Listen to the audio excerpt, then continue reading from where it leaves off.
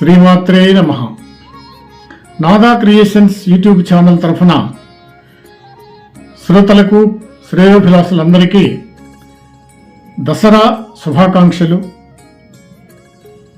శరన్నవరాత్రుల శుభాకాంక్షలు, దేవీ నవరాత్రోత్సవాల శుభాకాంక్షలు. మిత్రులారా, ఇన్ని 3 రకాల శుభాకాంక్షలు ఎందుకు చెప్పుకోవాల్సి వచ్చింది అనే దాని మీద ఒక చిన్న క్లారిటీ తీసుకుందాం. ముందుగా, దసరా పండుగ భారతదేశంలో హిందువులందరికీ చాలా పెద్ద పండుగ. కొందరు ఇప్పటికీ కూడా 9 రోజులు కూడా ఉపవాసాలు ఉంటూ 10వ రోజున దశమి నాడు ఉపవాసాలని ఉపసంహరించుకుంటారు. అంత భక్తి శ్రద్ధలతో అమ్మవార్లని పూజిస్తారు. సరే, ఇది ఆశ్వీజ శుక్ల పాడ్యమి మొదలు ఆశ్వీజ నవమి వరకు నవరాత్రులు చేస్తారు. 3 రోజులు అమ్మవారికి పార్వతీదేవికి, తర్వాత 3 రోజులు లక్ష్మీదేవికి, చివరి 3 రోజులు సరస్వతీదేవికి పూజిస్తారు. తద్వారా దేవీ నవరాత్రులు అని వచ్చింది అని చెప్పుకోవాలి. 9 రాత్రులు చేస్తారు కాబట్టి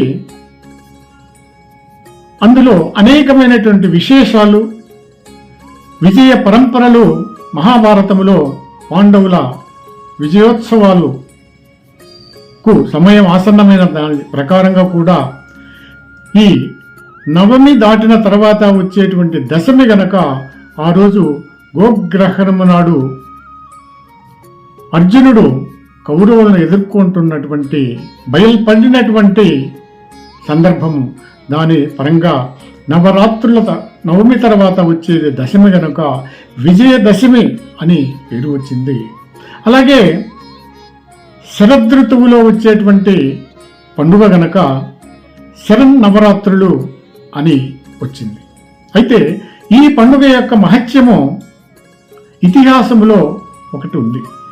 కృతయుగములో సుకేతనుడు అనే మహారాజు తన ఐశ్వర్యాల్ని తన అశ్రద్ధతో భక్తిహీనుడై పోగొట్టుకోవడంతో ఆ వైభవాల్ని వీడి రాజ్యపృష్ఠుడై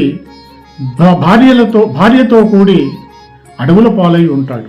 అక్కడ అంగిరస మహాముని తారసపడి, నాయనా ఎందుకు ఈ అడవుల పాలయ్యావు అని సూసాయిగా అడిగి విషయం తెలుసుకున్న తర్వాత ఆ సుకేతనుడనే రాజు జరిగిన విషయాన్ని చెప్పగా, నాయనా నువ్వు ఈ నవరాత్రుల యొక్క పూజా విధానాన్ని చెప్తాను, దాని ప్రకారంగా నువ్వు పూజిస్తే నీకు అన్నీ కలిసి వస్తాయి యథావిధిగా అని ఆ పూజా విధానాన్ని అంగిరస మహర్షి ఆ సుకేతన మహారాజుకు ఉపదేశించాడు. అతను వెంటనే మహర్షి చెప్పినటువంటి పూజా విధానాన్ని వెంటనే ఆరంభించి ఆ దేవీ నవరాత్రుల్లో చేశాడు. చేసిన తర్వాత అతనికి వైభవమైనటువంటి గత వైభవం అంతా ఆయన చేతుల్లోకి వచ్చింది. తిరిగి రాజ్య పరిపాలన చేయసాగాడు. కాబట్టి అది మొదలు ఈ నవరాత్రుల ఉత్సవాల్ని పూజ విధానాలు చేయడము ఆరంభించారు పూర్వం రాజుల కాలం కృతాయుగము నుంచి. కాబట్టి దీనికి ఈ దసరా పండుగకి అంత ప్రాచుర్యం ఏర్పడింది, అంత ప్రాముఖ్యత ఏర్పడింది. అందుకే హిందువులకు చాలా గొప్ప పండుగ ఇది. కాబట్టి ఇంకను ఈ కథను బట్టి ఆ సుకేతనుడు అనే రాజు చేసిన విధానం ప్రకారంగా ఇప్పటికీ కూడా మన దేవాలయాల్లో మొదటి 3 రోజులు పాడ్యమి, విధియ, తదియ దుర్గాదేవికి, తర్వాత చవితి, పంచమి, షష్ఠి ఆ 3 రోజులు లక్ష్మీదేవికి, మిగిలిన 3 రోజులు సరస్వతీదేవికి వివిధ రకాలైనటువంటి పూజా విధానాలు మూడేసి దినాలుగా పూజిస్తారు నేటికి కూడా. మరి ఈ 9 నవరాత్రులను ఆ దేవతలను పూజించుటకు వీలు కానిచో చివరి రోజైనటువంటి నవమి నాడు విద్యాపీఠమున పుస్తకాలను పెట్టి దేవీత్రయమును 3 దేవీలను ఆ దినము పూజిస్తారు. అందుకే ఆ నవమి మహార్నవమి అని పిలుస్తారు. అంతేకాకుండా సరస్వతీదేవిని పూజిస్తారు కాబట్టి సరస్వతి పూజా దినము అని పిలుస్తారు. మరి ఆయుధాలను, వాహనాలను అనేక రకమైనటువంటి ఇట్టి వాటిని పెట్టి పూజిస్తారు కాబట్టి ఆయుధ పూజా దినము అని కూడా ఈ నవరాత్రులను 3 భాగాలుగా చేసి పిలుస్తూ ఉంటారు. అది మొదలు ఈ యొక్క మరునాటి విజయదశమికి ఇంత పేరు ప్రఖ్యాతులు వచ్చినాయని మనం చెప్పుకోవచ్చు. అయితే నవరాత్రి ఉత్సవాల్లో మన ఆలయాలలో పార్వతీదేవికి రోజుకు ఒక అలంకరణ చేస్తారు. ఇలా ఒక్కో ప్రాంతంలో ఒక నామాలు ఉంటాయి. కొన్ని ప్రాంతాల్లో మొదటి రోజు శైలపుత్రి అని, 2వ రోజు బ్రహ్మచారిణి అని, 3వ రోజు చంద్రఘంటాదేవి అని, 4వ రోజున కూష్మాండాదేవి అని, 5వ రోజున స్కందమాత అని, 6వ రోజున కాత్యాయని అని, 7వ రోజున కాళరాత్రి అని, 8వ రోజున మహాగౌరి అని, 9వ రోజున సిద్ధిదాత్రిదేవిగా పూజిస్తూ ఉంటారు మహాలయాల్లో.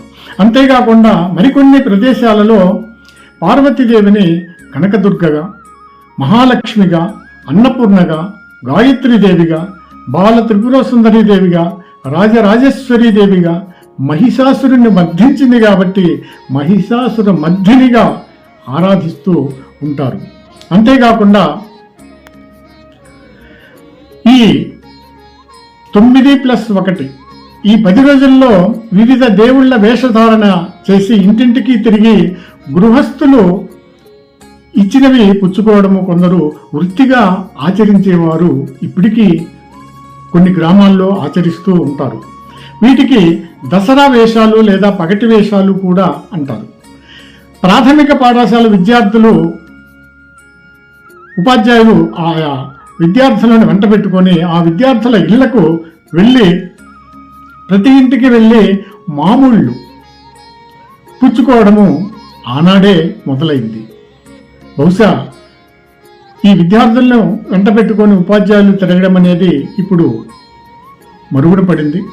అయితే ఈ సమయాల్లో వెదురు కర్రతో చేసినటువంటి రంగుల కాగితాలతో అలంకరించినటువంటి బాణాలు విద్యార్థులు పట్టుకొని అయ్యగారి వెంట వస్తూ ఉండగా విద్యార్థులు ఈ విధంగా రాగయుక్తంగా ఏ దయా మీ దయ మా మీద లేదు, ఏ దయా మీ దయ మా మీద లేదు, ఏ దయా మీ దయ మా మీద లేదు, ఇంతసేపుంచుట ఇది మీకు తగునా, ఇంతసేపుంచుట ఇది మీకు తగునా, అయ్యగారికి చాలు 5 వరహాలు, పిల్లవాళ్లకు చాలు పప్పు బెల్లాలు, అయ్యవారికి చాలు 5 వరహాలు, పిల్లవాళ్లకు చాలు పప్పు బెల్లాలు అని వీధులెంబటి ఆయా పిల్లల విద్యార్థుల ఇళ్లకు తిరుగుతూ ఆటపాట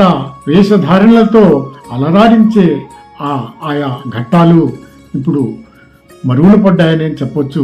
అట్లాగే గృహస్థులు అయ్యగారికి ధన రూపంలోనూ పిల్లవాళ్లకు పప్పు బెల్లం రూపంలోనూ కానుకలు ఇచ్చేవారప్పుడు.